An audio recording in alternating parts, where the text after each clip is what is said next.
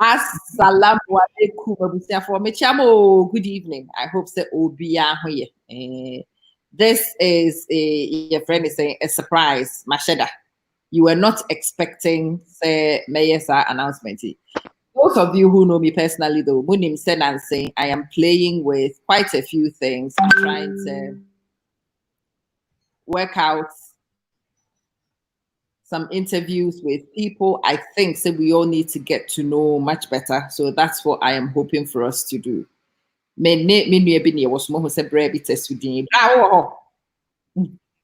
Oh, Michelle Pao. The bra is excited. Oh, Michelle. Ama is excited. It's very good. My network is rough. Me back 1 second. No problem. Right. No, but I think it's holding, so no problem. It was for me, Chiamo. Sorry about that one. I have a brother on dancing. When I first came here, my first statement in 2018, April 2018, was that I was here in preparation for election 2020. Now, when I said that, people said, who prepares for election 2020 in April 2018? 2.5 years of solid preparation. And occasionally people would ask me, Amma, you've deviated from the original. I'm like, no, I've not deviated. I am just showing you diversity. I am still on the political, your friends and discussions. You will see more interviews with a few people. As I line more up, I will tell you more information. But what I'm trying to do is find the caliber of people who are aspiring to be our politicians. And I want us to dig deep under everybody's skin. I want us to actually tell between the genuine people who come for service, and the other ones who come for enrichment. Almost we cannot kid ourselves. Hello, Ako. Sis, it's the same. We cannot kid ourselves to say our two parties may be anyhow. They are the genuine ones, and there are some. And then there are the other types, and there are some. And I want us to really get up close and personal so we can decipher between the two. And I have a brother friend of mine. It's very excited. I'm very excited. Said this brother friend. Questions.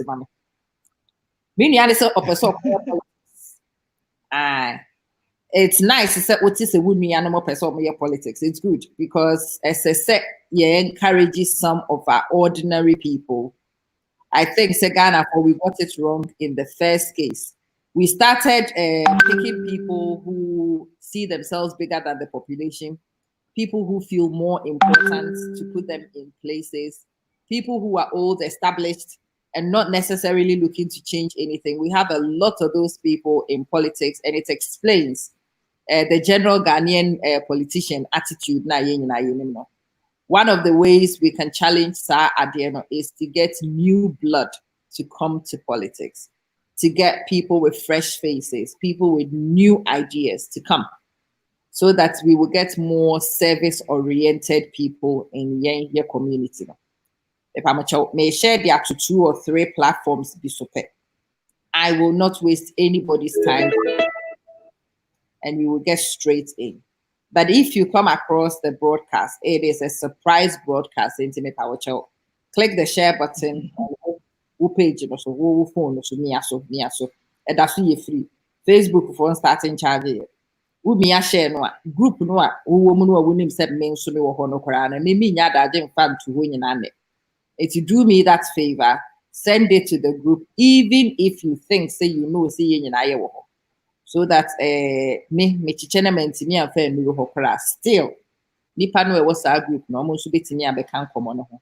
Mu nyina momra na ye bisa me nua ni questions. Ye misa say politician no kro ye hwan.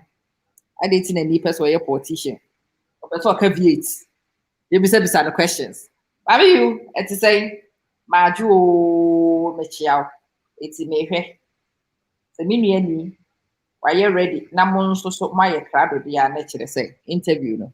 Yeti asoa no. Hansen, with your premature you crowd away. But I see abetre enkomo ni yebedi. It's me, my papa. Prince, Prince, na ya frau wa he, ya do kwai. Ada ni ya frau. Che ye mu. O person bisa questions. Oh, he me screen no so. Bibia wo betwere wo sa app we no so me two screen no so. Me ni nsu hu. Na ye nyina ye ansam kakra majo. We di pay me share them who with you. We didn't hear saying subhalakshmi. You me chow. I hope so here. So what if you at this? Nim baby a woman say makuhunu wo mafiri. Ni majo. Yeah, nah, Ama. And then you bear mix and match. But who is a brofone any penny No problem. But as I keep saying to people, it's an unfortunate truth we have. We can't run away from it. Not everybody speaks tree. So we will have to mix and we will have to match.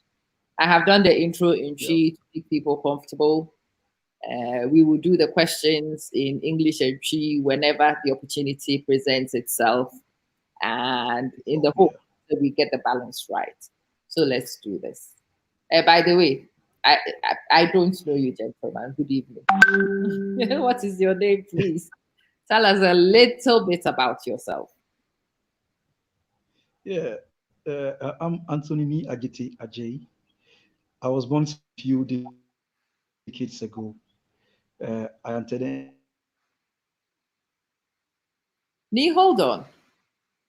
I think there is an issue with the connection you're in.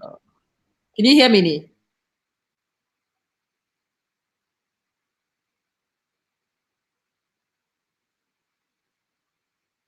Can you hear me?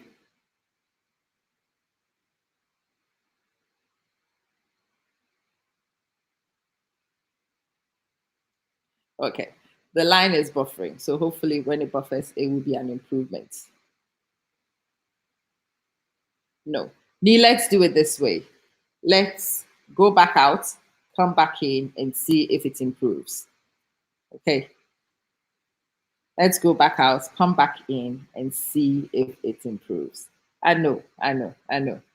Bish, good evening. I make you. Mama, I laugh out loud. Oh, it's important. Cece says, Ama, there are more good people in politics, but the system makes the people corrupt. Now, the electorate demands for money before voting. That's one of my bugbears. That's one of my problems. Absolutely.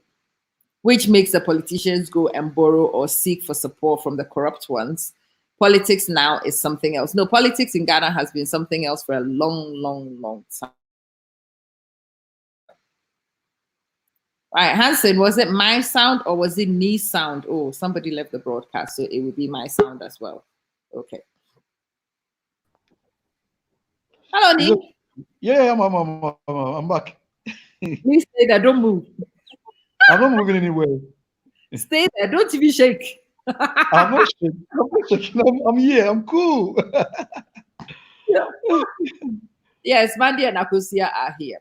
So you were introducing yourself before the network changed this month. Yeah, I'm saying that I'm a young gentleman born some few decades ago. And yeah, I mean, I was born in Accra. Okay. I attended Presec Legon, the only boys' school in Ghana, as you know. Okay. We are the Blues. And I am more or less a young politician, not a young politician per se. I've been in politics for a very long time. It's now that I'm coming out as a politician in a way. So I think that's brief introduction of myself. I am more or less an entrepreneur. I'm into education. Okay. Yeah. And, one basic thing is that I have the passion for leadership and innovations. That's it. So that's a brief introduction about myself. I think it does it. Yeah. We will pick up the fact that you went to the only boys' school and whatnot in a minute. Yeah, the only boys' school in Ghana. The only boys' school. Okay, that's a good statement, And the rest knows it. They know it. We will discuss that a bit later. But let's start from being in politics for a while. So what have you actually been doing in politics up to this point? I'll come again. What have you been doing in politics up to this time? it depends on where you stand. I've been contributing a lot to the national discourse. That's one. I've consulted for many politicians with this my young age. I'm more or less into political communication strategy in a way. So you're a And so political. I've done lots of things for many people from the various political divide. You see, and as it goes on to, when it comes to trying to drive leadership, I can say that I've been deliberately from the young ones, not political, but changing mindset with the young ones. It's also political. You're also political. From birth, you are political. When you are crying for something, it's politics. You know what? You know that you are crying for you to be given something. It's political. Do you agree with me? Oh, I'm political. I see the view you hold, but the rest of them, we'll see how people relate with that slowly. But take your time. I want tangibles. Mhm. I want tangibles. I want people who don't know you, who haven't seen what you've done. Oh, I People know. I know. who understand Mm, what political strategy is and what you do when you're a political strategist. So break it mm. down for me slowly, chunk by chunk. Chunky What are by chunky. where, what sort of things have you been doing for other people up to this point? Amma, when it comes to planning strategically for communication during political seasons, I've consulted for many people in terms of how you should let your message go, how you should mobilize people, what should be given to the people to be able to understand where you're coming from. It's not about lies. And many people think politics is all about talking on radio, going, jumping left, right, and center. Look, it's scientific. And being scientific, you agree with me that you can't go to the people to sell your product to them when you don't know what you are selling. So at times, when they come and you look at their philosophy, you have to fashion out what the local community will be able to absorb, what they will be able to use, and what they will be able to accept or not to accept. Even your own demeanor itself, no matter how rich you are, if you are rich like Rockefeller and you are contesting like a place like probably Ablekuma, the dynamics will not move for you to communicate in a way like Rockefeller will communicate. You must come down to the level of the people. It's strategic. How your posters should go, how it should flash, your how to couch your message on platforms, on door to door, whatever you want to do. We do that for you. And at times, others too will come in terms of press statements, deliberately to fashion out a press statement for them to go out with it. And we do that. We do that on the quiet. So, in a way, politically, you're able to shape and get people winning. You see, get Okay. people taking that message across. Even if they don't go on to win, not only in terms of politics, but even in student leadership or unionism. Remember, it's unionism. It works there. So that's what I've been doing a lot, and it's been paying off. It's been paying off in a way. Everywhere everybody's politics, even in the church, and you know, we've been doing this work a lot in the church as well, trying to get a message, not trying to get, but give concrete message for the church people to even understand what you are driving at a very high. It's also politics. So it works for us, and I think that's where I'm breaking it for you to understand. And we have played in both the two major parties for a very long time. We've played for them. We've sort of worked in a way, worked professionally, not align me, but work professionally for either of them, and things comes out of it. So I think that's what I've been doing politically in a way, and as well as influencing people, lobbying, getting things done in a way. It works to a larger extent. That's what we've been doing. Okay. So you've seen quite a bit. Yeah. Empress, good evening. Hanson. Hanson is very keen to get things started. Hanson, relax. We will come to whether he's going independent or not in a minute. Hold on. I'm trying to build a picture. I'm trying to get you guys to see. So essentially, he's done footwork for other people before. He is a political communicator. He tends to take other people's messages, he refines them, and he puts it out for them. And now he's finally decided that he wants to be the face himself. He wants to come forward. So that's interesting. Nii, what exactly are you actually putting yourself forward for this time? Why am I doing that? So what are you putting yourself forward for? What are you standing for? Yeah, I'm standing for the parliamentary seat, going for the parliamentary seat for Agona East as an independent candidate. Okay, so Hanson, that's your answer. He's That's the going answer. for the Agona East seat, Yeah. and he's going as an independent candidate. That's an interesting one. May I ask why you want to go independent instead of aligning with the party? Who would fund the campaign for you? Let me put it briefly and very succinct.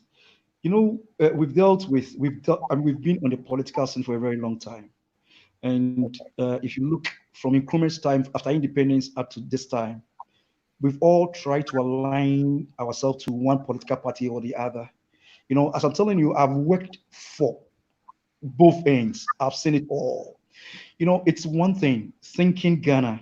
I mean, the drive to think Ghana, because if you look at the two political parties, it's all about thinking about themselves, not Ghana. And when you look at our current generation or the generation that we have currently, in fact, if we don't change the mindset of thinking politically, it means Ghana is going nowhere. But let me tell you, Ghana is not a failed country. Never. Nobody should think Ghana is a failed country. Ghana is a country which can be very powerful in Africa. When you see, when we change, even currently, I can tell you it's so. But you know, our bane is these two major political parties because they've made us to believe that without them we can't live. Let me give you an example. After 1992, what have they done for us? Other than dividing this country, I mean, into two serious fronts. Now, the major drive is that we're pushing an agenda, and our agenda is Think Ghana movement. Think Ghana, regardless of which political party you belong. Think Ghana. Nothing more, nothing less. And you know, I don't want to belong to a political party where I have to think that political party. I have to be whipped into line every time. When you know what you are doing is even wrong, you have to be whipped into line. I'm being very frank with you, and I can't belong to that. I can't join that to push the agenda. And this dream is not a dream that is just about 2 or 3 years. It has been a long-term dream which has been formulated years after years, refined, and we've seen that this is a time because we've had after the 1992, let me say, the Fourth Republic, we've had at least a balance of these two parties. We've tested them. Yes, they've done their bit, but ask yourself, is their bit enough? Can't we get the middle line? Can't we think that middle line? And I mean, and let the people know that there's something called leadership. There's something called thinking for the growth and development of the country. And in fact, they have various constituency and no thinking about my political party or your political party. That's it. So that's where the motivation is coming from. And I think, you know, if you watch the world all around, or even Ghana all around, we have an evolution of young leaders coming up who think about Ghana. You know, it's evolving. We think about Ghana. We don't think about NDC, MPP, CPP, GCPP, ACP, or whatsoever. It's about our motherland, where we want to take Ghana to in the next 5-10 years. We had Agenda 2020. You remember Agenda 2020 far back? Is it 1994, 1995 or so? Which year are we today? As we speak right now. Which year did you? 2020. Where are the lofty? Where are the lofty vision? You get me? Can we continue in this? We can't sit back and always complain, do write-ups, critique, do lament. No. We can't do that. Let's enter. Let's challenge the status quo.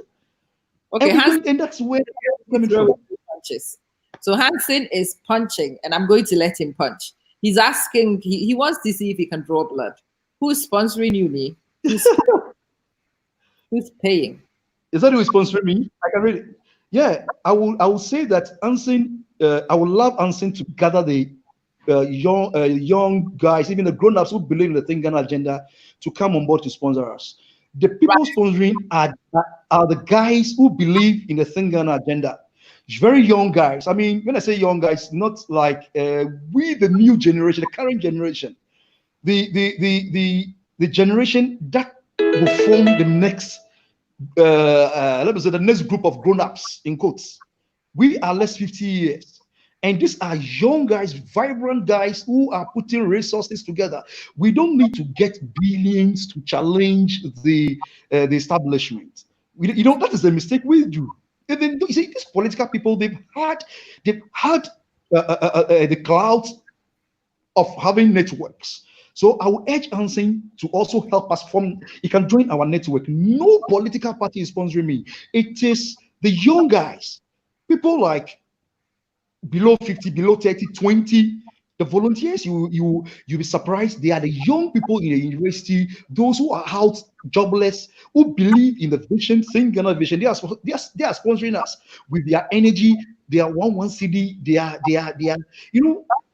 for the press that I'm having. I don't pay anything to the press. The pressmen who are young, who understands this drive, are even helping us to drive our message. And that's where Ghana wants to go. And that's where we have to go. We don't need to get money to do it. So I'll plead with Hansen. He can create a platform, contact me. We can get the people to come in to sponsor us with whatever they want to sponsor us with. We need machines to train the young people, create sustainable jobs for them. And this is what we are coming around for. And I know Hansen know people who can even come in to help us to champion the Think Ghana agenda. We want to put these people on their toes. That they must think Ghana than thinking their parties or thinking individual egos. Ghana is bigger than any of us. That's not a dream. Okay, so you mentioned this agenda, Think Ghana movement, is it? Yeah. Who is Think Ghana movement? Who's organizing it? Please come again. I was asking about the Think Ghana agenda. Does it have a leadership? Is a known face behind it, or is it a group of people doing it? Tell me about it. We don't normally have a cult brand to watch it. Let me put it that way. Cult in quotes. Like we have a figure who we are following, the face of everything. It's a group, it's a movement, it's a group who have one ideology. And they chose. They said, yeah, we know you can do it. Go and do it for us. We are all capable, but we know we can put you as a face of this brand. It's a brand. I mean, it's a movement. That's what I'm saying. It's a group of young guys. I mean, it's not like we have someone who should be the face. I'm not this group. I mean, the face, as I wanted to put it, like, I don't want to use examples. Like, probably if you take the communists in a way, you say the face of communism is Karl Marx. I mean, you know them, they are all there. If you come to capitalism, you can assign a face to capitalism. This is not that. There's a group of people with one thinking, one free-minded, independent-minded people. We are all leaders in our rights. Nobody is a leader over anybody. So we call ourselves team members. Although we have our 7 core functionaries, we don't call ourselves leaders. We say we are a group. We are a team. So we refer to ourselves as team members. So we have 7 faces. So we don't have any brand face to it. I mean, I'm leading it. Yes. But you are leading functionaries. It. 6 functionaries. Functionaries. Do we know any of these functionaries? Yeah. Are these functionaries? You want me to mention the name?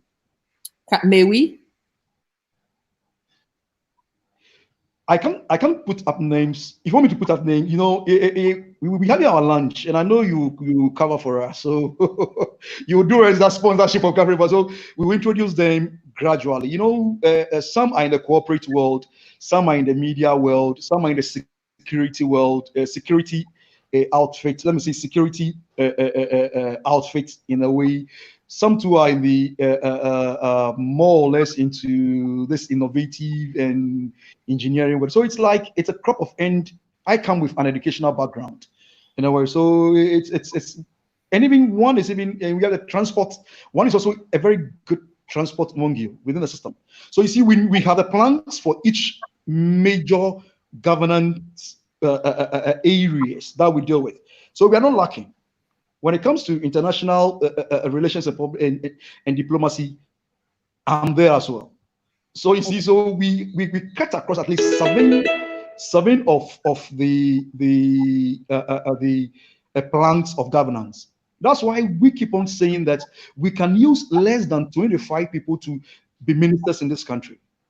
I'm So telling you. to the 25 minister agenda. I'm driving. I'm going round because see. Yeah. So we are coming. So that's it. I've seen many initiatives. I've heard many things. These days, when you bring something new to me, I am quite aggressive because I want to get underneath things. I want to see if I'm not subscribing to more of the old same with a new name, because we've seen those. Okay. So I will not push for names, but let's interrogate the idea.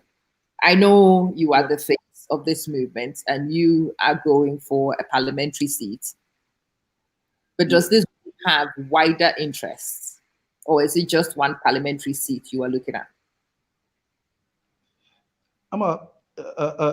To say it's simple, it's not one-off thing. It's not for parliament. The political terrain in Ghana is very rough. I guess you understand that. It's aggressive. You begin from it's not so. The terrain is not so. So easy. So you must begin from a point. It's a lifelong agenda. Okay. This is just a step, the first step going. The first steps began to establish presence, visibility. For the years we've had it, we're now moving, now actualizing something. We're going into the parliamentary. We can't go straight away to the presidential. We can't do that. It will be too much of ambitious, and we've moved into the parliamentary, and we know that at the parliamentary level, yes, the message will sink. No matter how it goes, we have started with the process. It's going to be a lifelong thing.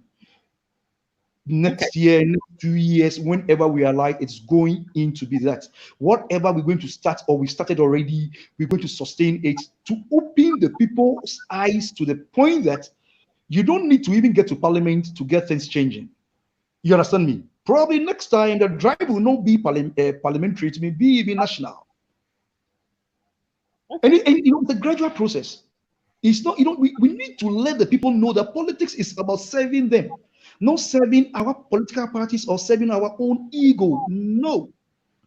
So it is not it is not a one-off thing. It's a lifelong, and I know you will come along.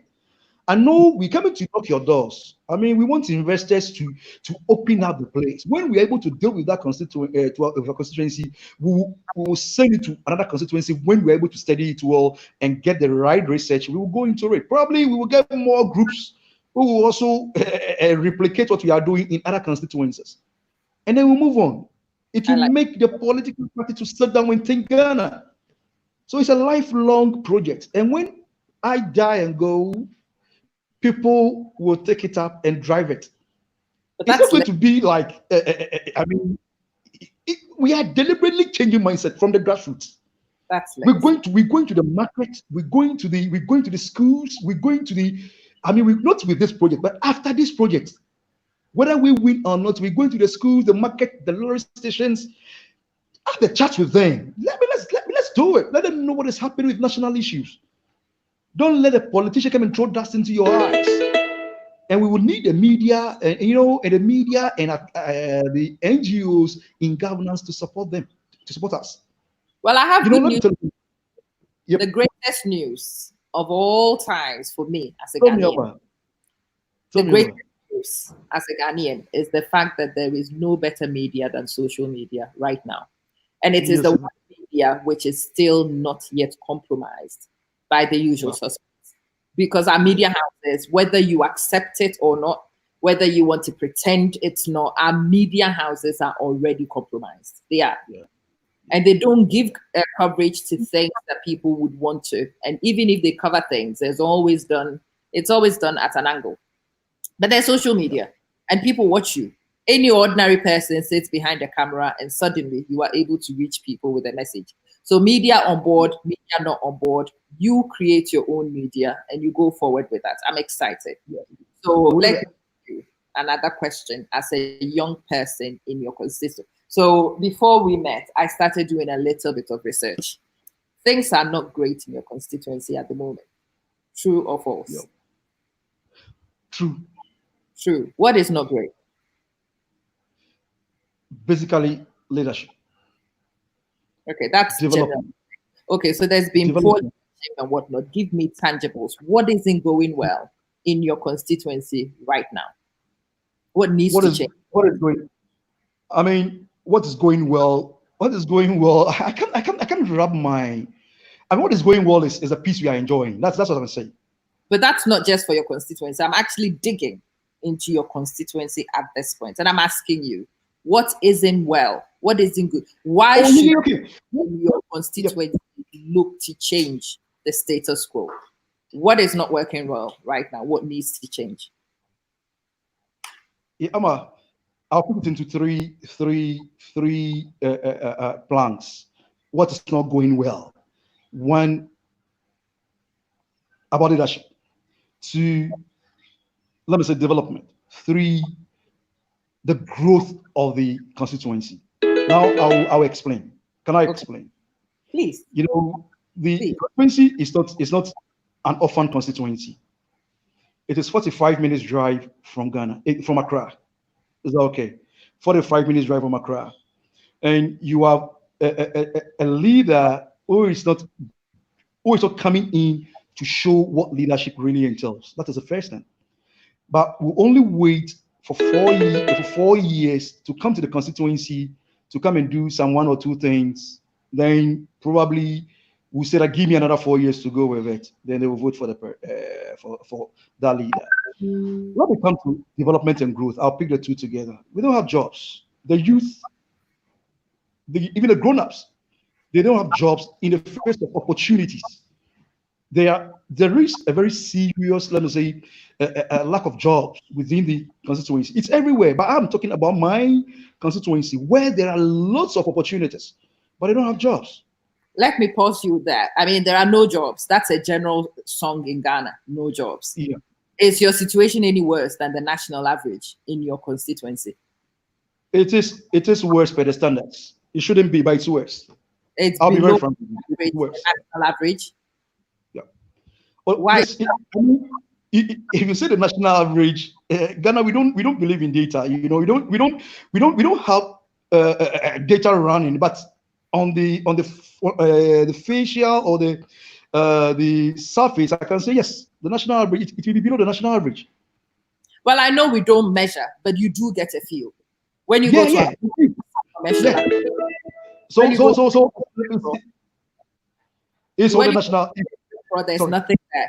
So when you go to places, you get a feel, and you know what is average, even in Ghana, and you know what is below average and what's above average. I am asking, so in your Ghana East constituency right now, for the young people in that constituency, is there lots any different from the average in Ghana?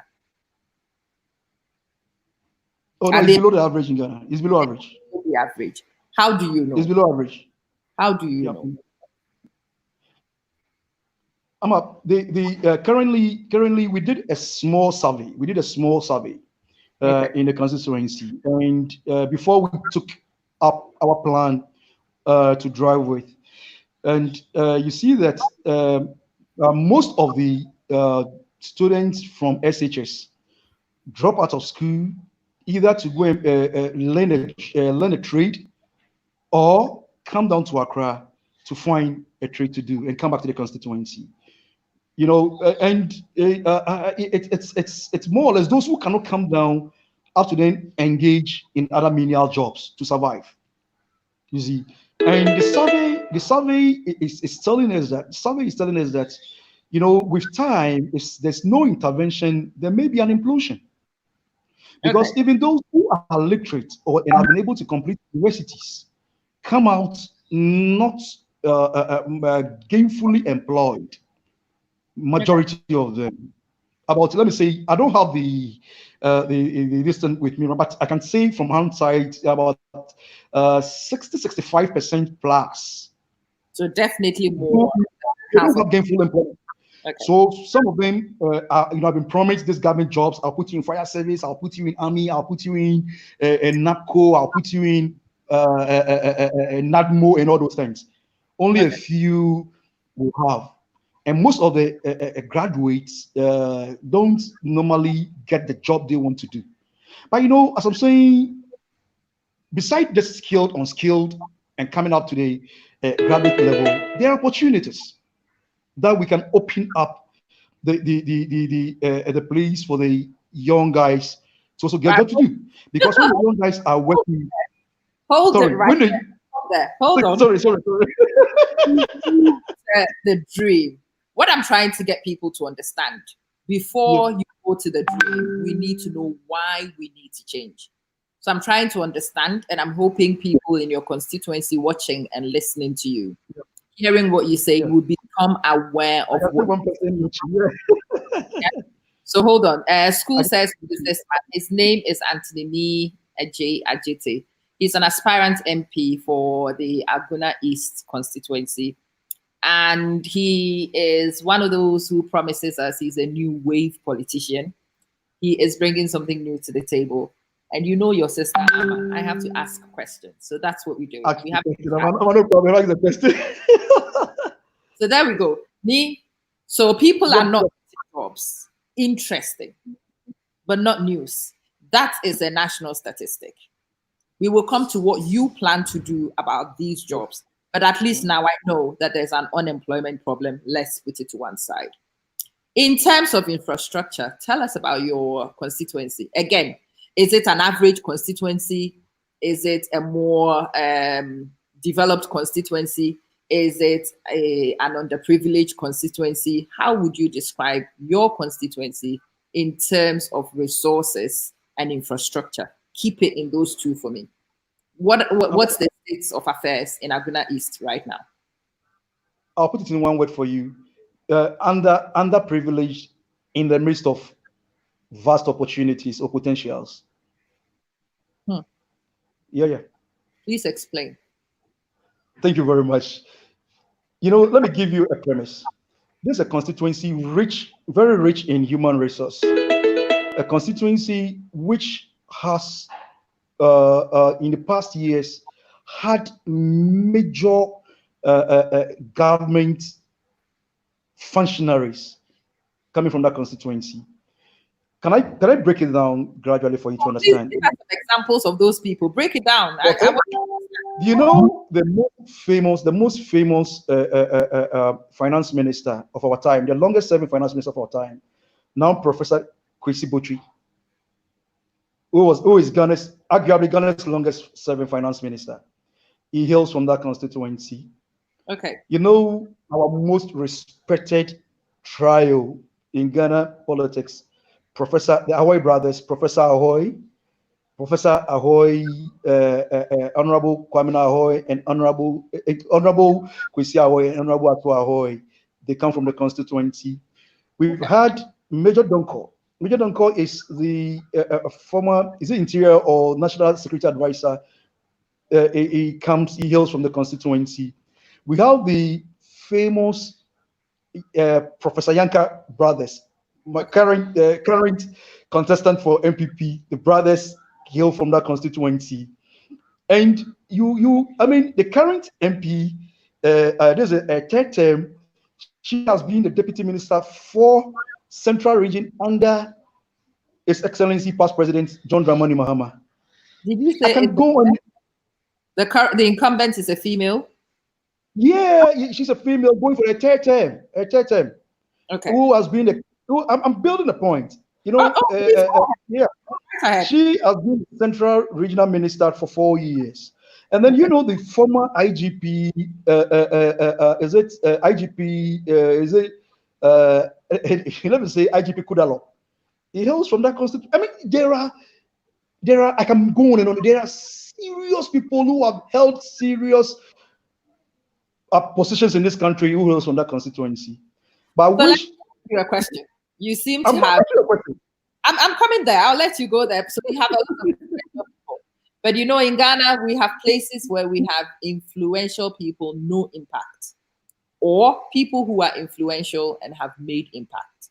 So having told me about all these people, why then would you tell me your constituency is underprivileged? I don't get it. I don't understand. What's going on?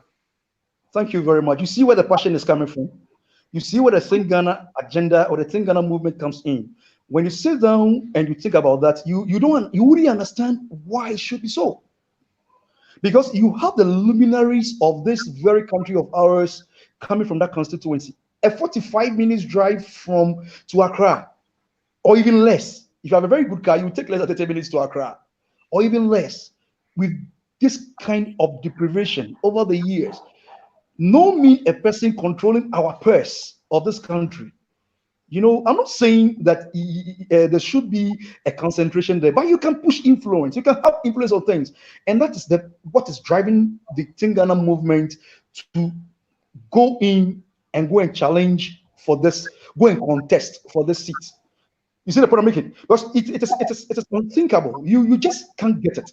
Each and every year we go into this. I have been in the constituency for the past 18 years, from 2002.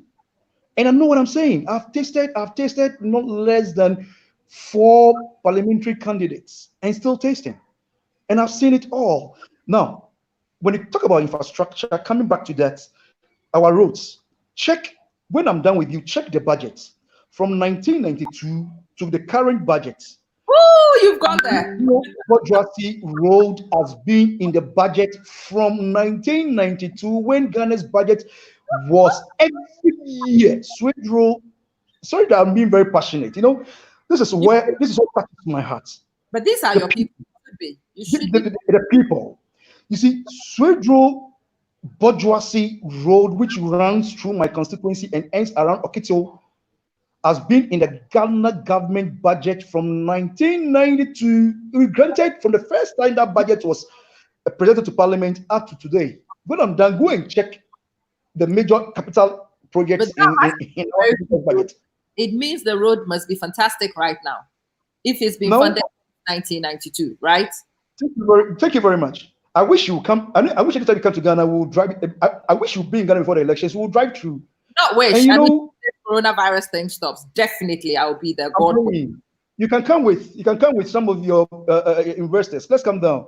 Now, the question is that my problem is that at times you'll be driving, you meet drivers on the way with broken cars, losing shafts, shock absorbers. I mean, moving out of their joints and a whole lot of things.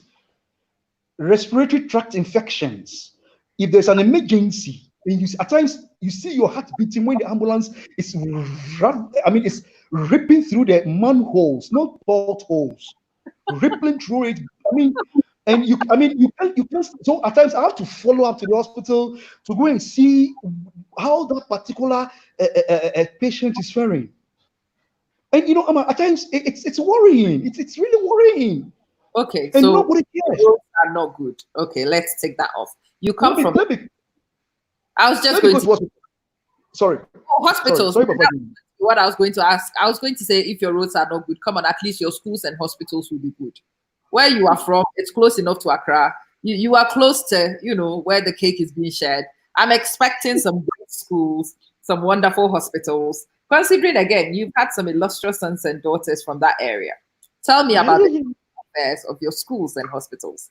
That at least has to. I will take the schools. I'll take the schools first that come to the hospitals. We have four middle schools in the constituency. Wow. We are the secondary, we have the University of Agona Swedo Senior High School, a school which has produced luminaries, a very great school. I mean, a school which you won't believe, Ama.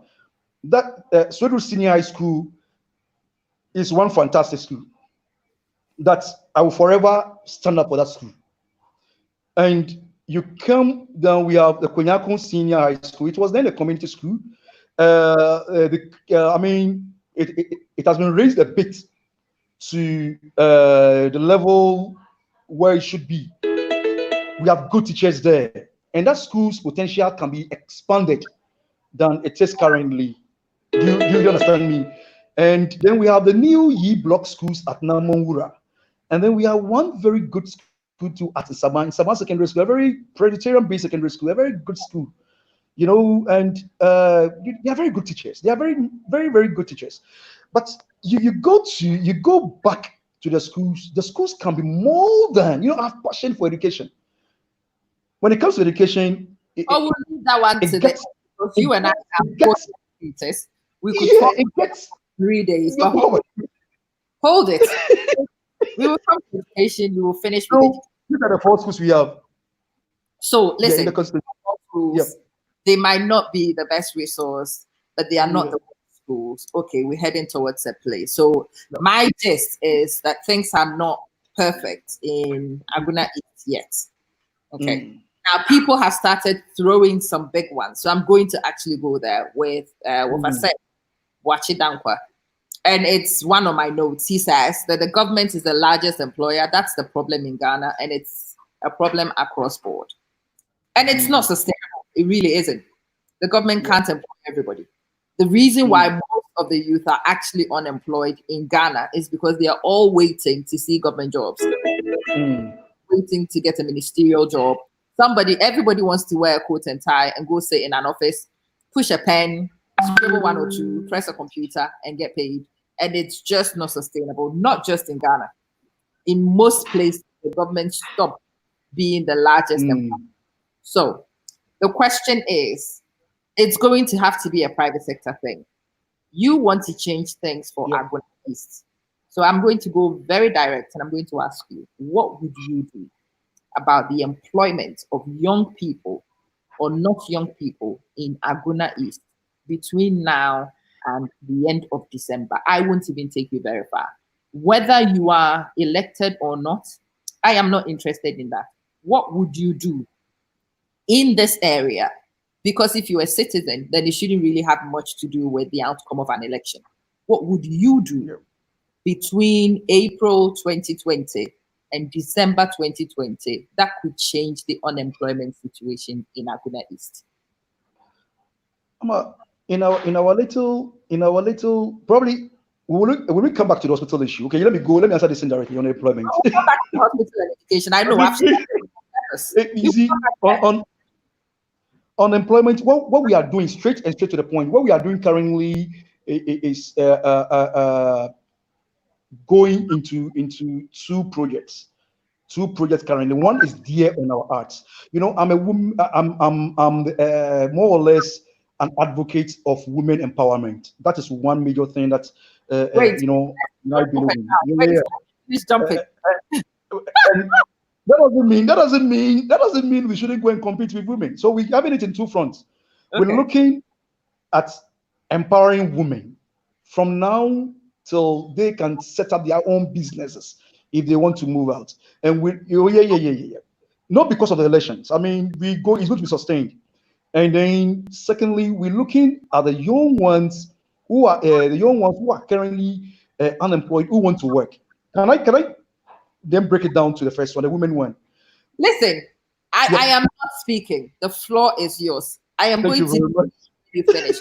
Once you mention the word women, I am definitely in there. When you want to empower, I am definitely there. You mentioned the word employment because that will actually change the economy anyway. When you have women working and women are sustained, women take care of the basics in our communities anyway. So that's great. That's good stuff. So tell me, what would you do about the women in your constituency again? You said it all for me. If women are self-sustaining, The family is okay. The country is okay. We're looking at the season in which we are. I'm going to put it this way. We want to put women into printing. Let me put it straight away. Or women, I mean, basically, women into simple printing. And we look at publishing. Let's put it publishing. Yeah, I mean, like, how you want to put it. And we're gathering around about 10 to 15 women currently. We're done with we are on the recruitment process. It started between April now to June. We should take off, and we're looking at they training them to be able to print simple souvenirs. I hope I'm not giving out my plans to people to also listen. I know some of us are watching, but let me go. Able to We can vary. We can vary. So I have no problem. We can vary. No problem. You see, nobody can steal your plan and do it better than you. Everybody who takes you can vary. So and you see, these women are so happy they are being brought on board. They don't have any sustainable jobs, and some even don't have husbands.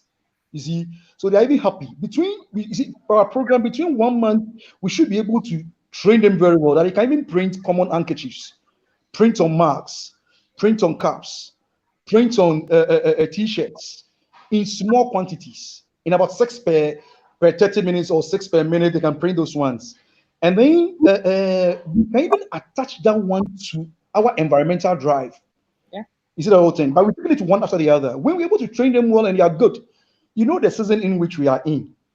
Probably they may even be printing mine souvenirs for me, for the local people, and I'll pay them. The money going to, and now you know, China is not working. Yeah, China is going. Even when you create this Chinese, you order from China, it will take 30 days. 90. Local companies will increase their prices. 90 days. 30 days, yeah. About 90. Sorry, 90 days. Sorry, 3 months. 3 months. 3 months. Yeah. 3 months. Sorry, three months. 3 good months. Yeah, sorry, 3 months. These local people are also charging exorbitant. So at least small things, they'll be able to do it. After the elections, the funeral materials, they do funerals, they go into people do books and all those things to share at parties, at funerals, at weddings, and all those things. And you know, these people, we are selecting them within churches and community-based projects. It's going to be cooperative. We will manage them small. After everything, before the elections, they start producing and they start getting some money for themselves. Then we start expanding it gradually till probably after the elections, we'll still expand them. Then when it gets to a point, you know, let me tell you something. There are opportunities out there in the country. People make things political, so they don't know where the opportunities are. I've done some contacts with the 1D1F Secretariat, and it will shock you how they are prepared to have some of these things in the locality. Look, let it be vibrant. The Secretariat when I was there in the summer. Okay. And I went to 1D1F when I was in Ghana this summer. Yeah. I've been banging on, and I've been joking, but it's not even funny. There are some communities, the last 3 weeks or whatever before the election, just so the government can finish ticking off all the projects and every district, they will get Kenke factories, because nobody in those communities is putting forward any viable projects. Yeah. Some people will get chin because again, there is nothing, nobody's presenting anything. And between between now and when the government needs to take things off, people who are proactive, I am glad you are doing that, because this has nothing to do with a political party. It is one. No. It's not an MPP 1D1F. It is a Ghana 1D1F. People who are independent should be able to take advantage of it and bring things home to their community. People who are even in opposing parties can still put projects up for the benefit of their people, and that strikes a chord. It really does resonate with me.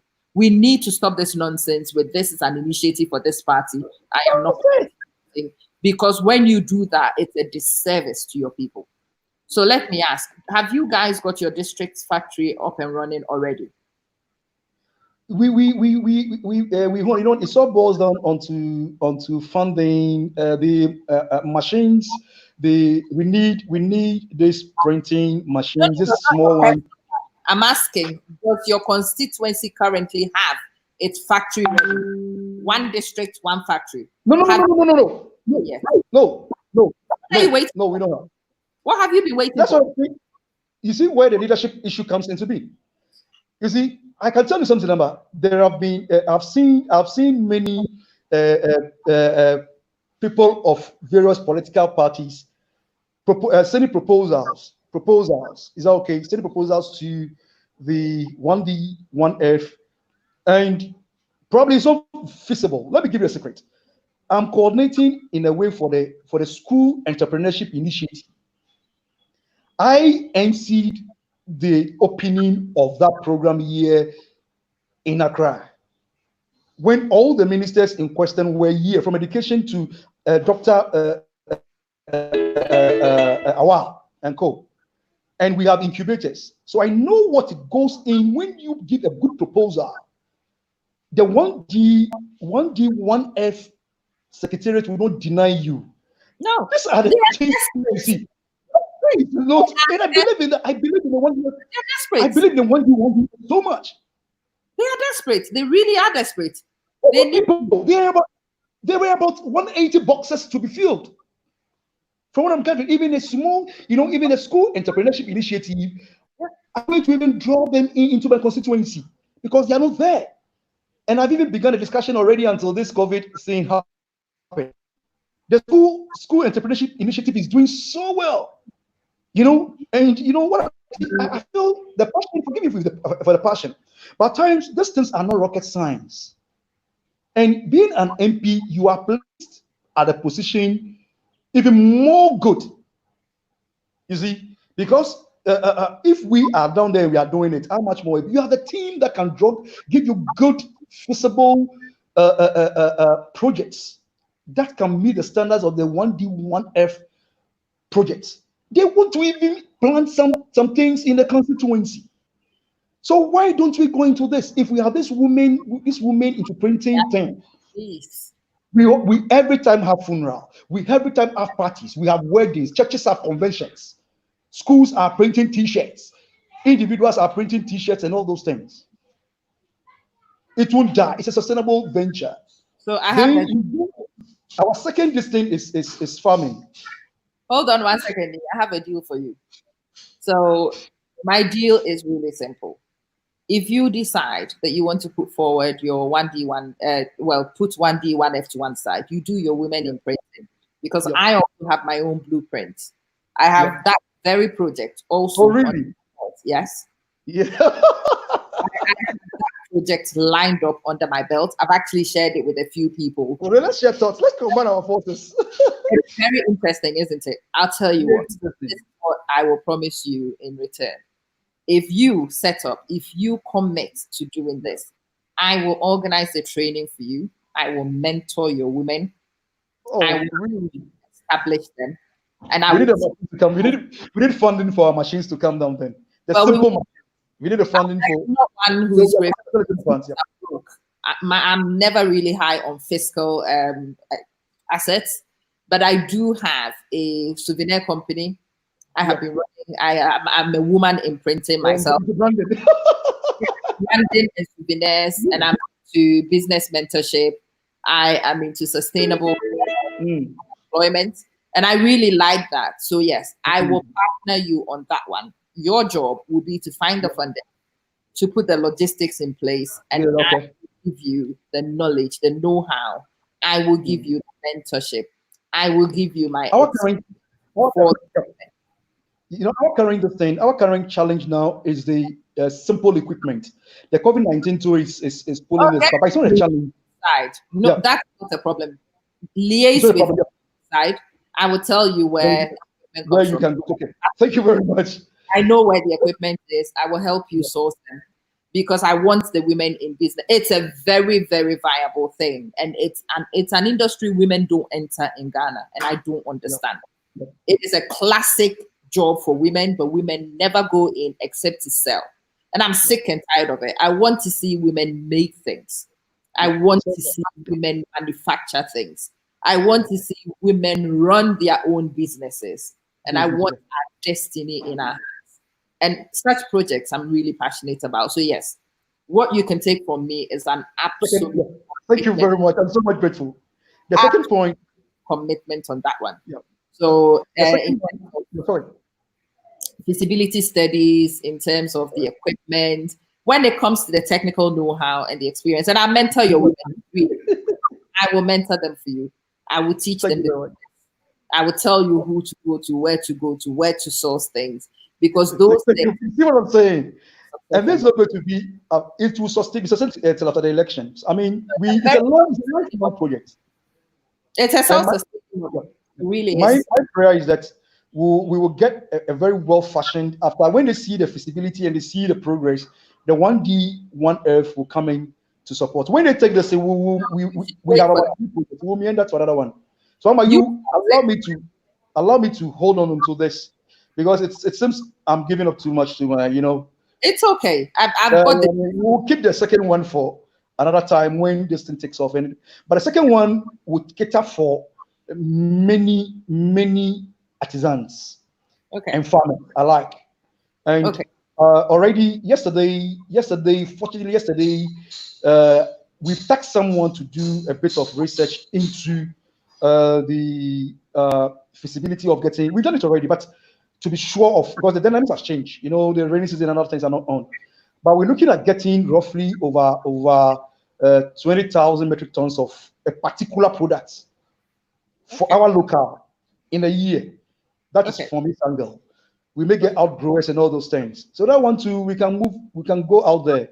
It can be in livestock, it can be in crops, it can be in even artisans themselves. But please allow me not to go there. It's a bit on the banner. And so the inspiration is there. We are on. We want to tell them that the avenues are there. It takes leadership to drive it, and we'll do that. We are all part of the leadership. Boachi Dankwa asks again. So he likes the question, and he says, "Have you sent in a good business proposal?" He's not done the 1B 1F proposal yet, but he's giving you a tip. He says it should come from an entrepreneur, not an MP. So if you don't have entrepreneurs in your team, you clearly need to find. You see, Ama, you see where the myth is a misconception. I will not go and put that project there and put my name there as an MP project. We have entrepreneurs all around who are prepared to buy into your projects. Okay. If I have this project and I come to you, Ama, or come to Mr. Boachi Dankwa as an entrepreneur, is he telling me that I can't go and lobby behind the scenes? I can't go and drive the lobbying. I can't go and take him there, go and talk for both of us to come on. I don't think about networking. No, I don't think that part is a question. He's actually telling you, he's giving you a tip. I know. It's a tip. It should come from not. You see, the point is that this should come from an entrepreneur, not an MP. But I'm saying that we can facilitate that easily for the entrepreneur to take it over. If I don't win, I'm an entrepreneur. I'm not an MP. That's what I'm saying. It is no more coming. It's no more like a project for votes. If it brings in the votes, we will take it. But whether we win or not, we are taking this thing. Now I'm into the realms of an entrepreneur now if I don't win. So being an entrepreneur, I need to go in. My MP can, but when it comes, it's for the joy of the MP. I'll need my MP. I'll need my MP to go. If you want to help me, I know where to pass to go and bring those things down with the 1D, 1F. I know what they need on their proposal. I know their targets. That's what I'm saying. That when we sustain it and it's catching ground and it gets to a point, they can even come in to expand it. It is all rocket science. By that time, I'm an entrepreneur. If I win and I'm MP, it's the facilitation. If Mr. Boachi comes to me, Mr. Boachi comes to me to say, "Oh, Nii, can you help me? Or can we try to get whatever we can do to?" I can even give him people to work with, people who have the technical know-how to work with, to present a very cogent, concise proposal to the 1D, 1F Secretariat to tap in. It is not political. It is not political. It's about leadership. I'm telling you, authority. I know I'm not holding brief for any political party. The secretariat will not tell you because you don't belong to NPP, NDC, blah, blah, blah, blah. They won't listen to you. I think They they will would jump up and let down. things run. They would be jumping up and down with That's it. it. They want to help the community. Not getting proposals. They are not getting proposals from some Right. places. They are not getting them. About 180 boxes left to be opened. And my constituency, my district don't have. And then I should sit back and leave it for entrepreneurs to go and hit the block and go if I'm an MP. I won't do that. Okay. I may even pay for their own, I will even pay for consultants to help them fashion it out, go and defend for them, and use my lobbying skills to lobby wherever I will lobby. And I'm telling you, they will jump on board, and then the people will see a feasible sort of project there. It'll be self-sustaining. It will help dream. Projects begin with a dream, vision, drive, and you go on with it. You don't sit back and say it should come like mushroom. They can come to you. I want to plant this mushroom factory in your constituency without research, without feasibility studies, without any initiative, without opening their minds to it. We can't continue doing this. So let's go to them. If they are not coming, let's go to them. Let's go to them. So that's why we are saying that we have given ourselves 6 months, 7 months, 8 months, 9 months, 10 months to get to the threshold where we can produce more to break even, create employment, sustainable employment for our women who can also feed their family. Those who don't have husbands, but their children, they can feed them. Hallelujah. I know any government in power will help this drive. If you don't help us, we'll come to your office and come and cry on the floor for you to help us. Yeah, you will help us. That is what we are saying. Sometimes that's exactly what you do. Now, I'm excited about a lot of things, but I want to take you home to a place you and I are both very comfortable. You and I are both very passionate about. Yeah. He is an educator like I am. So we go into education. Listen, forget government policies. That is not what I'm asking you about. Yeah. Okay, the government has failed its students. Fair enough. We've heard that track before. Education is the premise of the government. No, it's not. So, Nii, I'm asking you a simple question. How will you make your knowledge in education, whether you are an MP or not, count for the young people in your constituency again in the next 12 months? What would you make sure improves education in your constituency? It's a passionate issue. It's a daunting task, we know. Currently, the only thing we can, government is driving everything within the system. And what we are doing in a small way is to get, I believe that every reading people drives progress, or every reading community drives progress. And reading is on my heart. That is what we are going to do. That's what we are doing now currently. And we can't do the capital projects because we're not in power. We're not driving anything. We are lobbying. We are doing whatever we can do.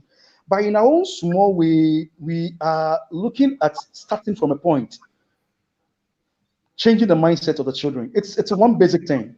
And that mindset is making them have that critical thinking skills. And how do you go about it? That was going to be the next question.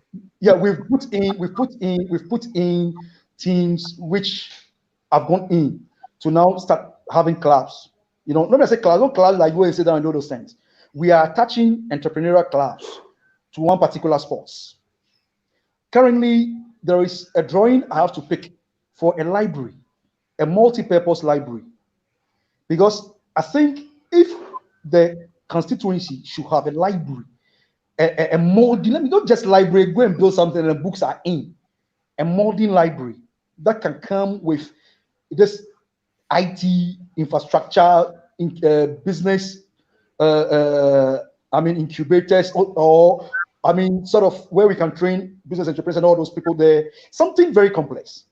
And somebody has bought into the dream, and he has promised to give us the drawing and see how we can initiate it immediately.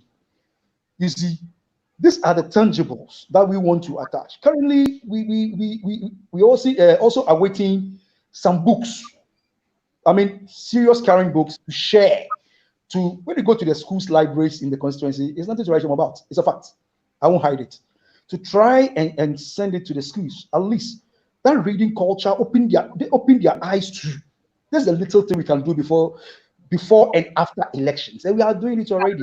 I don't believe in elections coming before and after, after election. It is going to be concrete. They will see. I am laughing. Let me tell you why I am laughing.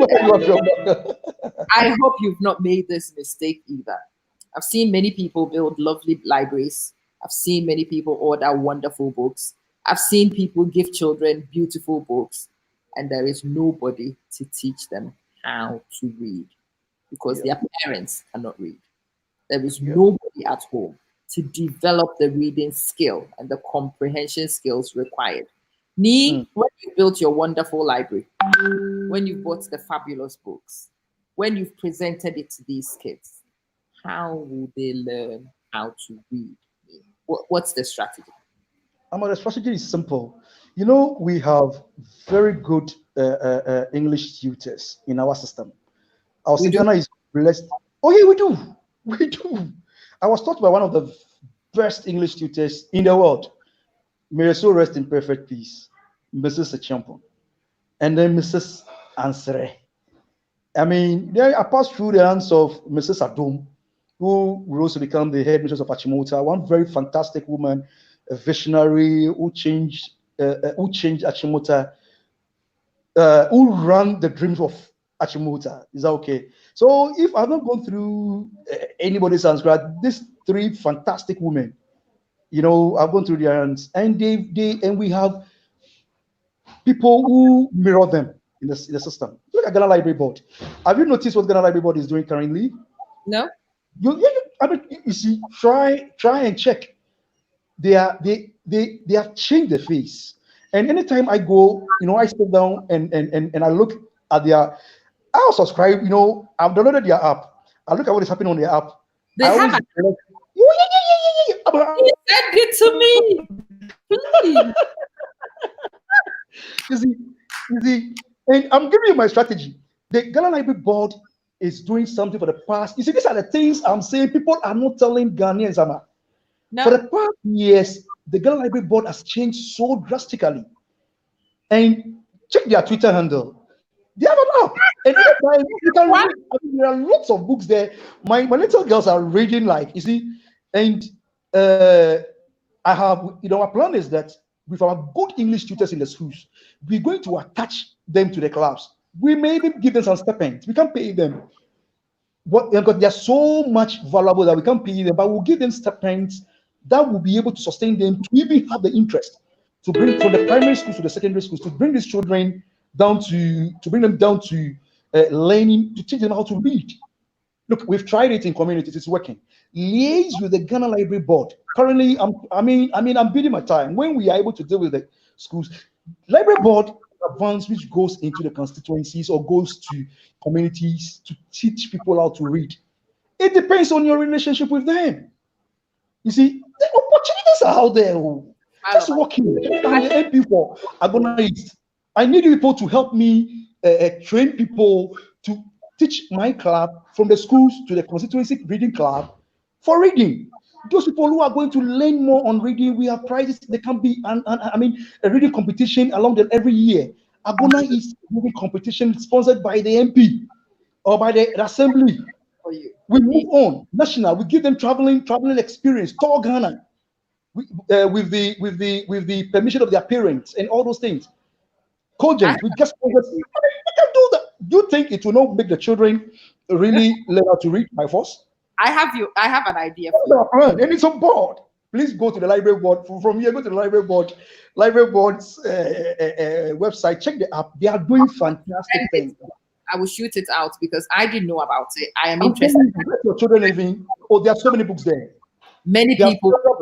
You can even read some. You can read some of the books. And when you see the passion, it's not like it's exuberant, but you see, in the midst of potentials, people are suffering. That's all we are saying. And that's the greatest shade. I have an idea for you, Nii. Tell me the idea. I'll write everything. So you see, in this day and age, there's technology available, right? Yeah. One of the funny things about Ghanaians and the fact that we pride ourselves with the best English tutors and whatnot, the basic truth is the fact that we do not have oracy control. We speak the language confidently. We stutter when we speak English. We muddle what we say. We are not articulate. We can write. We can write. We know the grammar, but we cannot speak. You cannot speak it. Greatest handicap if you live in this world where people express themselves vocally. People judge your intelligence by your communication ability. It's wrong. It's wrong. Yeah, it's wrong. It's wrong. Yeah, it's wrong. It's wrong, but that's how the world operates. Whether you accept it or not, whether you do know it or not, that's how it operates.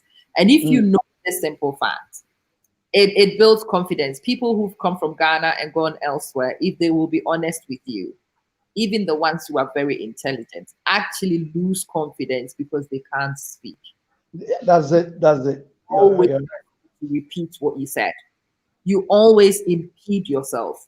You know what you want to say, but you do not know how to put that across. And that's one of our greatest handicaps, oracy.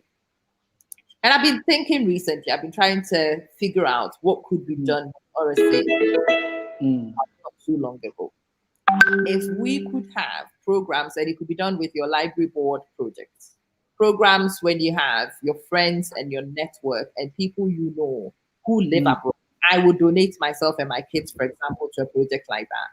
Yeah. That the kids come and they have conversations with me and we speak and they hear the way I articulate, or they speak to kids in America, or they hear people in Canada. They hear native speakers or people with linguistic command speak.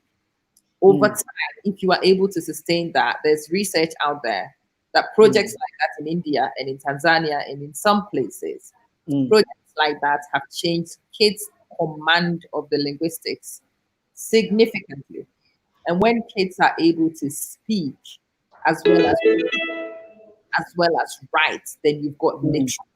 In Ghana, our literacy is always superficial because of this handicap. So have a think about it. I am throwing it at you right now. Yeah. About it. You might want to look into, I don't know, an iPad is enough. One iPad, one projector. One iPad.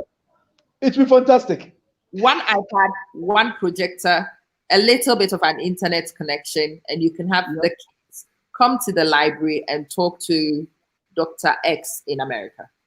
It doesn't really matter what Dr. X said. They are just listening to Dr. X and how Dr. X speaks. That they would shoot to somebody in Coventry and the person would speak. And they would shoot to somebody else and they would hear them. And after a while, the kids will become familiar with the various English accents. So that when they meet other people and they hear the variety of accents, it doesn't diminish them. It doesn't handicap them because this is part of our realities. People don't understand when people from different places speak. And this is people who were privileged in Ghana. So I don't know. If your community is as underprivileged as you say, I think this could be life transformational too. Thank you very much. We'll take it on board. I will take it on board. Yeah, we'll take it on board. We'll have a go at that. We'll look at the feasibility of other things. Friends, and I'm not even asking you for technocrats. All this is just language immersion. This is it. They need to hear the language being spoken frequently. So it can be something you do once a week or twice a week. And you can have different people speak to the kids. The kids can come and interview the people.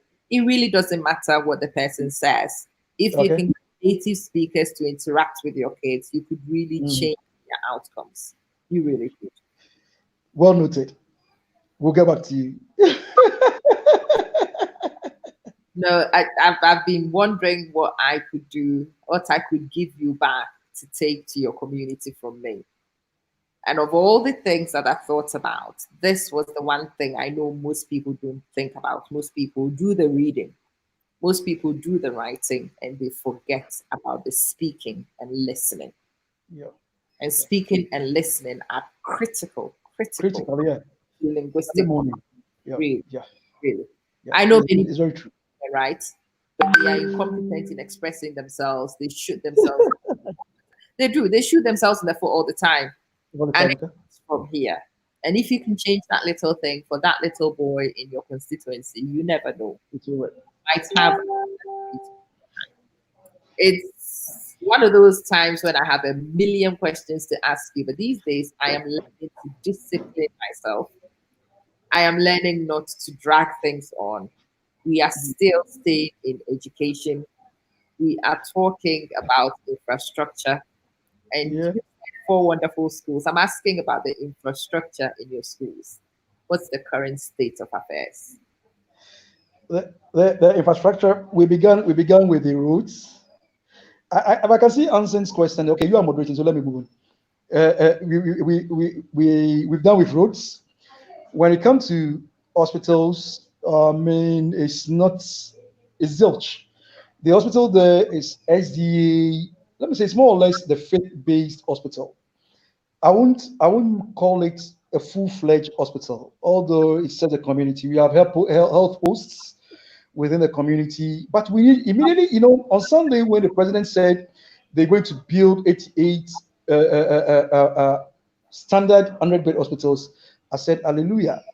It means my constituency would definitely do it, That's one. get some. And it has been something on my heart, not today, because we all drive to Sweden Government Hospital for our, let me say, hospital needs. Sweden Government Hospital is, let me say, the major referral point within 6 or 4 major constituency. But it's situated in Agona West. Agona East coming in, you have even Gomwa East and even Gomwa Central coming in. Even people from Breme Sikuma and beyond. I mean, at times even from the Eastern region even comes into Sweden Government Hospital. And before 2016, there was a fanfare of expanding this hospital to become very big to meet the needs of all these major communities around the town. Ask me whether you can even see one block from the floor coming up. But that's what I'm saying. All these people, all the constituents moved to Sweden Government Hospital from far away into the hinterlands. Okito, they come to Sweden Government Hospital. And so you know the pressure that the Sweden Government Hospital has. I can imagine. Look, at times, I feel for the medical director of Sweden Government Hospital because their sort of infrastructure, the pressure on it is so said. It's not every time said. It's a pity. They are doing their. That's why I respect the health staffs so much, because under the circumstances they are doing their best. At times, I mean, we can't hold it. So what really will it take to open up the place and give Agona East at least 100-bed hospital to serve at a strategic point, to serve where the chiefs will agree, to serve various communities where nobody will be suffering and all those things. Give them good. Let me say facilities. Give them residents. Like I'm saying, aside these hospitals, we don't have even staff bungalows. Especially teachers. Teachers can travel in this, let me say, absolutely bad roads. I don't know how to qualify it. I don't want to use the word criminally bad roads. And the reason why it's so much is that between Swedro and Bourgeoisie, it is major food hub. That's so much concerned about the road. It's a major food hub. Swedro community serves Swedro. Swedro serves Bourgeoisie serves Kaswa and all those links, and even Accra. Can you imagine the job if these roads are good? That will be creating for our mothers who are into trading and who are into taking this farm produce and all those things to markets. Who's thinking about it? So when we have this hospital around a strategic point with nurses' quarters, doctors' quarters, and all those things, I'm telling you, our health, because every healthy community is a wealthy community. Healthy constituency is a wealthy constituency, and it can trigger onto the national purview, giving you healthy citizens, healthy nation. Every time you go to school, you are inhaling this dust. Your body is weak. You visit the hospitals. Students will have 2 days of you. You kill them. You're going to work. I'm kill them in quotes, not killing them in quotes. You go to work. You are a worker at the government or probably a private worker. You go to your office, coming to the house. Criminally in quotes, bad roads.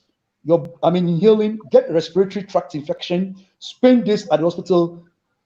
Your businesses will go waste. So it is linked. All of it is linked. And it's linked what Hansen has on. I wanted to leave that till last. So I've actually let it sit there for a while. You are not done in a single interview. I've raised a few things. I want you to go back. I want you to bring me numbers. I want to see tangibles. The next time I talk to you, we will make it in a month or so. I want to know about your women in printing projects. How many of them are there? What are they doing? You've got on the process. This is the beginning. Hansen says that he's a private businessman. What plans have you got for him in the constituency? It's very big. They should team up with me. And the plans are. As I've told you, this women in printing is a very good business. When you take this other project that we are having, it's a very good business. We are waiting for the the actual feasibilities and then the real research going to it. Because as I'm saying, the preliminary tells us that the other project, we're looking at about 20,000 plus metric tons of particular products. Very good product in more or less about a year that we can get market. You see, the businessmen, if even I don't go to parliament, we can team up and explore the various business opportunities within the constituency. I don't need to be there to tell them that. This is even good. I know where to enter. So let's team up. It's about teamwork. And we'll actualize their dreams. Fortunately, the team has people cutting up. With health, we are very strong health experts, not just health, international health experts among us. What do you want to do that we can get proposals and other things being fine-tuned for us?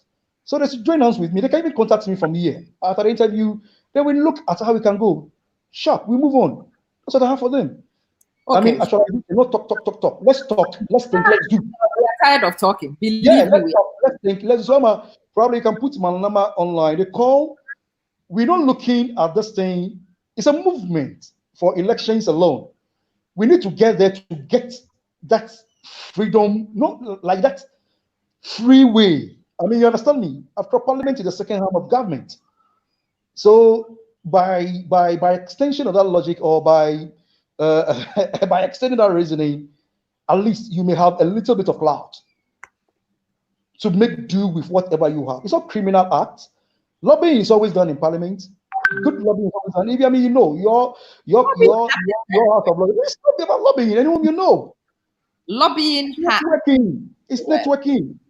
So that's why we want to go there to make it easy. But if we don't go there, we will drive that leadership, and then with a team, if we have about 3 businessmen coming with their own ideas, we throw it across board, cross-fertilize ideas, look at the feasibility. We go to where we will knock doors.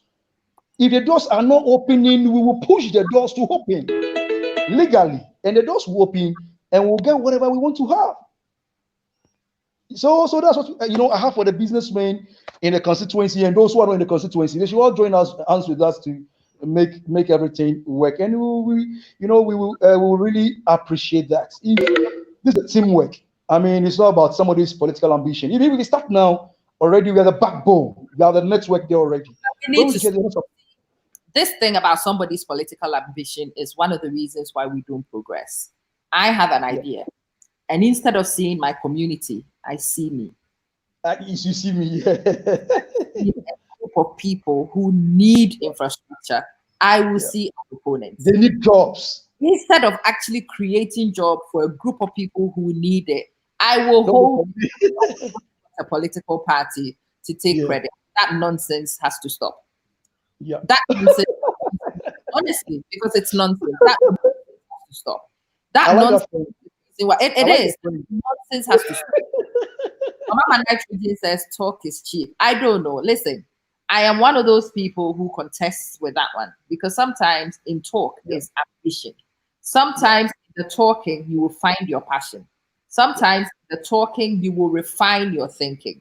And maybe talk will lead you to action. You know there is no action without talk. Yeah. There's absolutely no action without talk. So talk is the start of a process. People say talk is cheap. I dare say not necessarily. Talk without action is cheap. That's what you should say. The talk is not cheap. I want you to go and think about a few things. I've intentionally today treated you with kid gloves. I've not asked you for numbers. I've not really driven deep. Because we are just starting. Surface scratching. Obviously, the next time Our numbers are already coming. Yeah. You tell me that we might do this, we want to go here. The next time you will not be picking plans for a library. The next time you will actually be giving me the operation. No, you will give me the capacity of it. You will tell me where the books are coming from. You will have to tell me where your funding is coming from. You will have to tell me which partners you have on board. You need to tell me tangibles the next time we meet. And I would like that to happen within the next 4 to 6 weeks so we can sort of get in touch with you, keep refining your thoughts in the hope that we might help you do better for your people. If I could help you do something better for your people, then I've also helped your people somewhat. And that's what my interest is in all this. So go have a look at what you've said so people can definitely hold you to it. Go and think through the planning. Come back next time with your calculator in your hand because I will have mine in my hand for sure. I will be asking a lot of questions. Ofaset says, if the doors are open, politicians, your business will be captured by the politicians. Some people will attempt, I've always said this, I'm one of those people, my ideas are always out in the open. You've seen me switch on the cameras and show you my business because I genuinely believe that nobody else can make my idea and do it better than me. Genuinely. So putting things out, sometimes people see them as a risk, but I see it as an opportunity. I've managed to question you on certain things. We should change the way you were thinking about something. I've changed one or two things. People have said things. Bishop says, Mr. Nii, why not stay and concentrate on your passion than to go into politics? Do you want to take that one? Yeah, I'm going to take that one. On the tangibles, the tangibles will come so beautifully. You know, I gave you some small, some small snippets of it. Some, as I told you, I mean, you don't know. Together, it will come when we are on. As I'm telling you, we are researching. The research is almost ready. Everything will come on board. And for the library that you are saying, we're looking at about 200 seater. Actually, go, but we will come there. You don't know where we will come there. As I'm saying, we come there. You will tell me you will tell me the funding. I want to see tangibles. Listen, there are some things that when people talk about in general, it's a romantic idea, and I want to move from romantic. It has been my team's. In our preparation for our message, that's my team's core point. They have been on me on that. You see, as we go, we must be now going with specifics when this COVID-19 politics this thing is released. That's what the team is doing behind the scenes. You understand me? And that is, for that one, I'll tell you. And that is what the team. Well, we can't go. We can't go like we are going with flair. We will build a school for you. Also has to stop. We need to know what kind of. We need to know. I mean, don't worry. We can show you the people that are coming. Oh, we will be plans because see, this is what I'm saying to people this election year. Don't listen to people's waffle because usually it's waffle. Calculate things with people and pinpoint, make it and let it be tangible. Now to Bishop's question, we do need tangibles. We need. I agree. It's true. Yeah. We do. As I told you about the women, you know, we have figured out the women already. That way it's set. Yeah. Now to Reverend's Bishop's question, I will plead with Bishop to pray for me more. If I don't Politics is to be in the church. Politics is, I have done work. I don't want to mention the church's name. I have done work for most people going to politics in the church.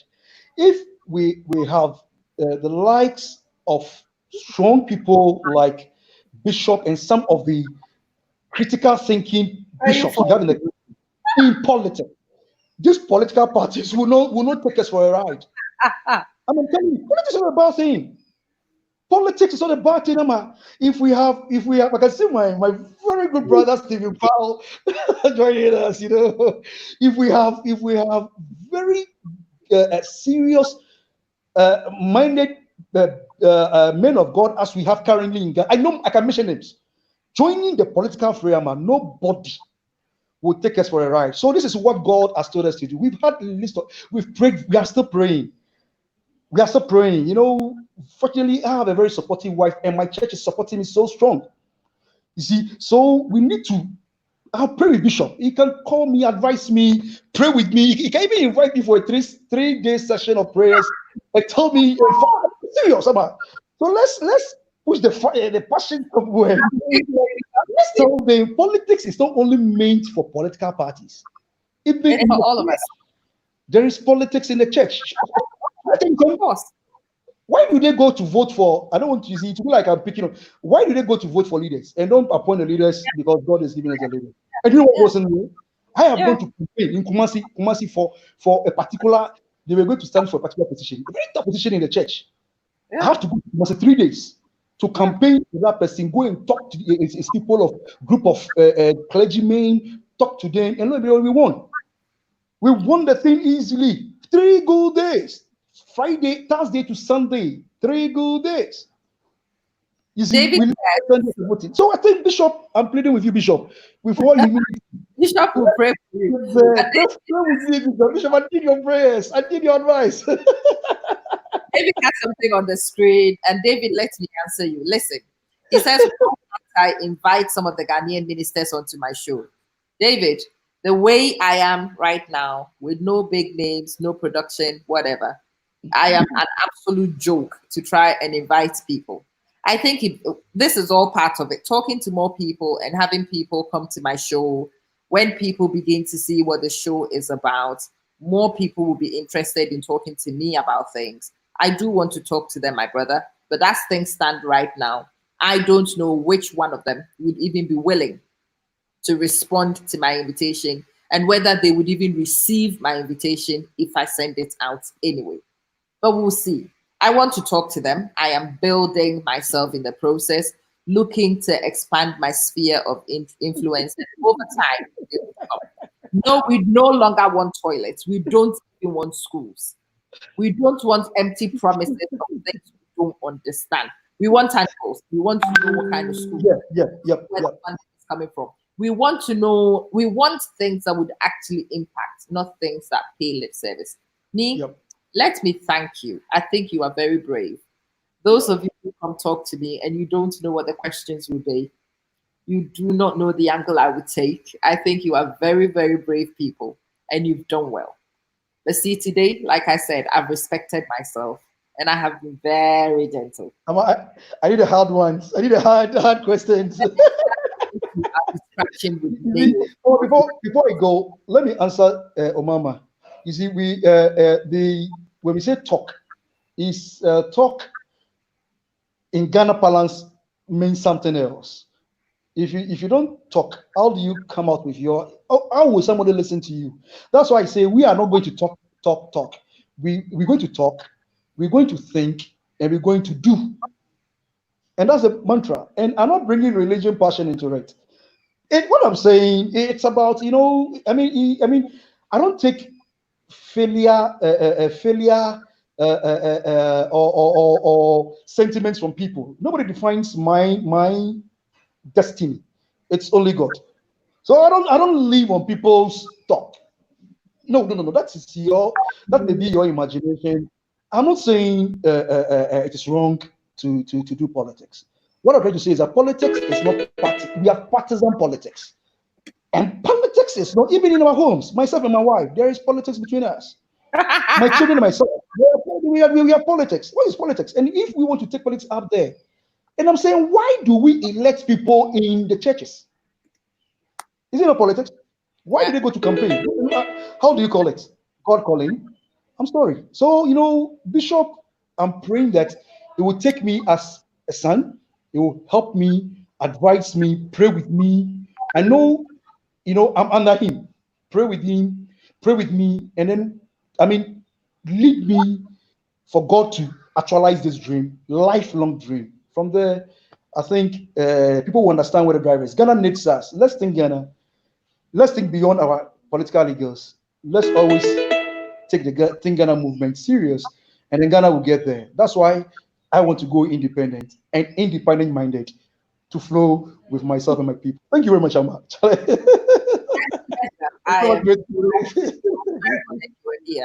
Like I said, I'll be in touch in another 4 to 6 weeks. We will see progress. Okay. Thank you very much. Bye. Okay, guys. Yes, David, let me answer your question. So, if you've noticed, recently, I have started doing interviews. In the build up to the interviews, I've definitely thrown out new publications, and I am still throwing out more invitations. Omama says we have a fundamental from church politics is extremely different from politics we want to control. I don't know. It should be that way. The status still change. There are different ways of seeing things, there are different perspectives. I never really met things because I want to see them. So maybe church politics becomes the mainstream politics. If we are lucky, people will bring a little bit more integrity. What have we got to do? The current status quo is not working well for us anyway. It's not working well for us. Anyway, if you know anybody that I should interview, you have a contact details with somebody you think I should be in contact with, because I might not know it all. Well, not might, I don't know it all. And I have very few contacts. I rely on throwing invitations through public spaces and to go through the official channels. And usually for ministries in Ghana and for outfits in Ghana, when you actually send the email, it bounces right back at you. And you call the phone number, which is on the official website, and it doesn't go anywhere. So if you do know direct access to people I should interview, people I should talk to, then yeah, do send me those contact details, do shoot mine to people, and let's organize it. I would like to talk to more people in significant positions so we can understand this. And if you also feel that you should be a candidate to come chat to me, be brave enough to get in touch with me, and let's get this show on the road. My name is Ama Manson. This is when we talk politics. This is when we change the discourse for our people going forward. We share ideas. We can agree. Sometimes we agree to disagree. But at all times, we learn to respect ourselves and to communicate respectfully. That's my only premise here. Thank you so much for watching. Thank you so much for sharing. I am eternally grateful to those of you who've managed to stay the entire time. I do hope that it's been beneficial somewhat. I shall be back in touch over the weekend with a few big interviews as well. Obaba, you would like to be on my show? Fabulous. Get in touch with me, please. Please inbox me. Let me put my contact details out again. So it's 0044 7947 225503. That is my WhatsApp number. So Obuoba, please get in touch with me and let's organize. I would love to chat to you. It would be lovely to chat to you. Christy, thank you, sis. I am so grateful that you stay and you support. I owe you guys an awful lot for all that support and all that loyalty. Anybody else think you should speak to me? That WhatsApp number is there for all of you. Get in touch with me and let's organize stuff. Speak soon, guys. Good night.